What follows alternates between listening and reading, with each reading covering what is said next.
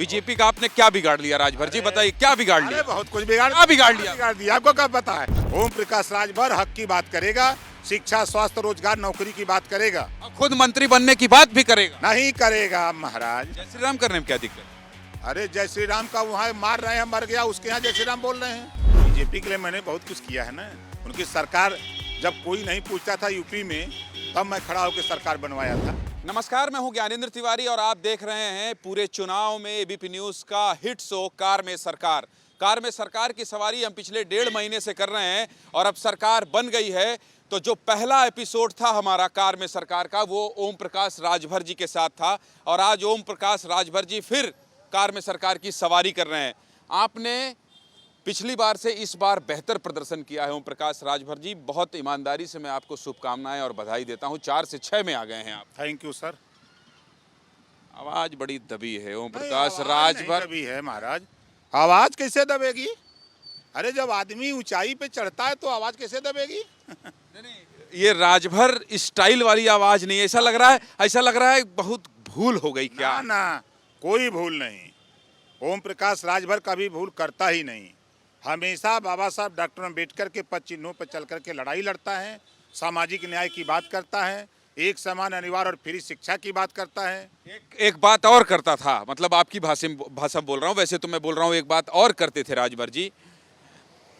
बात करते थे 10 तारीख को एक गाना बजेगा। कौन सा गाना था?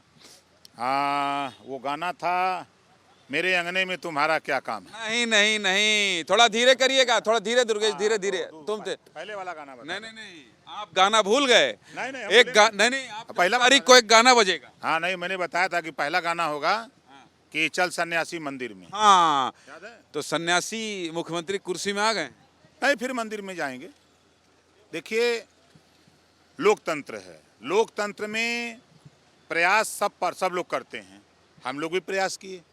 प्रयास में आप अगर देखेंगे तो कांग्रेस के साथ अलायंस था सपा का, तो सपा के अलायंस में कांग्रेस पार्टी और सपा अलायंस में समाजवादी पार्टी 47 सीट जीती, 29% वोट मिला।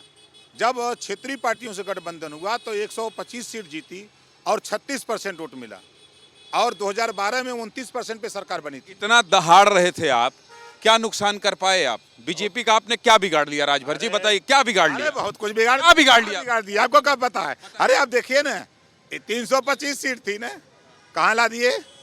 275 पर। सरकार है सरकार। अरे सरकार की ऐसी की तैसी कह रहे हैं आप? और क्या? बीजेपी वाले पर किसी की रहे नहीं। ओम प्रकाश राजभर हक की बात करेगा, शिक्षा, स्वास्थ्य, रोजगार, नौकरी की बात करेगा और आवारा पशु की बात करेगा। उससे निजात किसानों को चाहिए, प्रदेश में निःशुल्क अनिवार्य शिक्षा चाहिए, और खुद मंत्री बनने की बात भी करेगा। नहीं करेगा महाराज। सही बताइए ना ये भाई, देखिए मैंने मंत्री पद से इस्तीफा दिया था ना। अरे अब थोड़ा लालच आ रहा है। लालच होती मुझे तो मैं क्यों छोड़ता? 18 महीने में मंत्री पद छोड़ा हूँ। उत्तर प्रदेश में पहला इतिहास है। आप कई जिलों में कह रहे थे मैं यहाँ नहीं जीतने दूंगा, वहाँ नहीं जीतने दूंगा, क्या वहाँ असर पड़ा आपके कहने? आपने नहीं देखा, अम्बेडकर नगर नहीं जीतने दिया, आजमगढ़ नहीं जीतने दिया, गाजीपुर नहीं जीतने दिया, मऊ में 4 में 3 सीटें हम जीते, बलिया में 7 में 4 सीटें हम जीते। और आप उठा के देखिए बस्ती में, ये सब आप ही ने किया। अरे आप 2012 के चुनाव में आजमगढ़ में सरकार बनी थी, 5 जीते थे, इस बार 10। बस्ती में क्या हाल था, उठा के देखिए। जय श्री राम कह रहे हैं, कह दीजिए जय श्री राम। देखिए भाई, कह दीजिए ना जय श्री राम। जय सुहेल देव। जय सुहेल देव। जय श्री राम करने में क्या दिक्कत? अरे जय श्री राम का वहाँ मार रहे हैं, मर गया, उसके यहाँ जय श्री राम बोल रहे हैं। भगवान राम का वहाँ नाम लेने से क्या फायदा?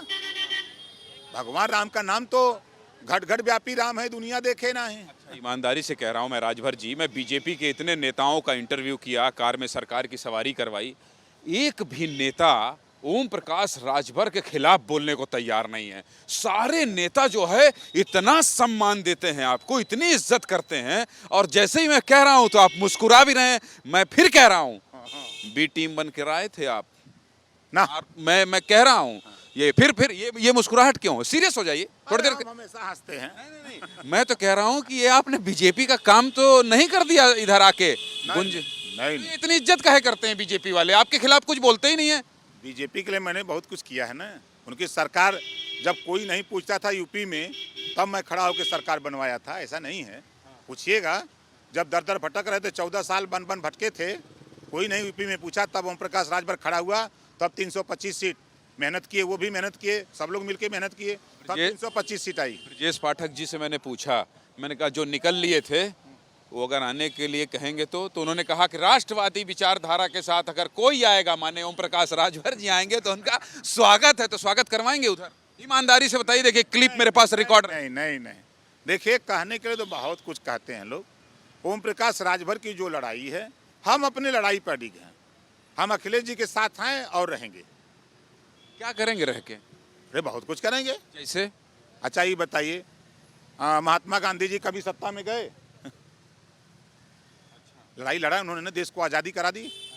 तो हम जिस बात करते हैं सामाजिक न्याय की, अगर सामाजिक न्याय की बात में अगर लोगों को कुछ मिल जाए तो बेहतर है ना। बुलडोजर बाबा जो है, बुलडोजर बाबा को जनता ने पसंद किया है, और जो बुलडोजर बाबा आप लोग कह कह के उन पर निशाना साध रहे थे, उसी बुलडोजर ने जो है साइकिल को रौंद दिया है। कहाँ कहाँ बुलडोजर जहाँ चला मऊ में, वहाँ बुलडोजर के हार गए।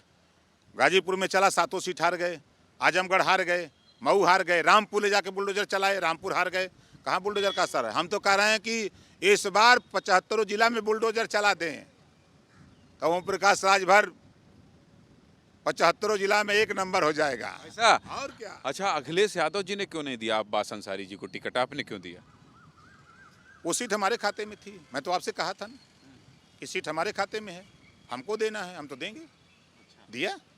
एक अंतिम सवाल आपसे राजभर जी, क्योंकि 5 साल तक जो है आप एक बार मंत्री कह रही, इस बात के लिए मैं आपको सैल्यूट करता हूं कि आपने मंत्री पद छोड़ा था, लेकिन अब पीछे इतने लोग हैं, आपके घर में दिन भर भीड़ लगी रहती है, तांता लगा रहता है, सबको सत्ता में कुछ न कुछ चाहिए। अब 5 साल तक अकेले संघर्ष करेंगे, पता चले छिटक के सब बीजेपी में चले जाएंगे, तो क्या करिए राजभर? कोई नहीं जाएगा, सब राजभर के साथ रहेगा।